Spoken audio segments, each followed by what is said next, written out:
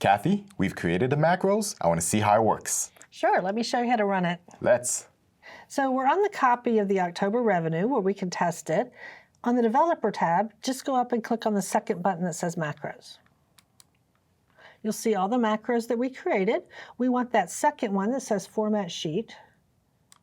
And you can either double-click it or select it and choose Run. What a great way to format my sheets. That was pretty quick, wasn't it? Now, I do want to talk for a moment about macro security. So here on the Developer tab, you actually have a button that says Macro Security. Let's click on that. That actually takes us to our options box and then our Trust Center settings.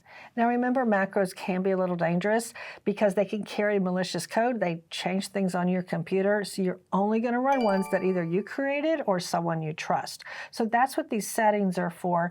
Notice that the default is that it will disable all macros, but it will notify you, and then you would have to enable it to run it. And that actually is a good setting. I would recommend it. You probably don't want to disable all macros, and you probably don't want to enable all macros either, that they'll just automatically be able to run. So I recommend you come in, check your settings. We're good, so just go ahead and choose OK. Do I always have to run macros from the dialog box? No, and that can be a little difficult if other people are going to use these macros especially. Now, we can set up buttons, we can use graphics, all sorts of options.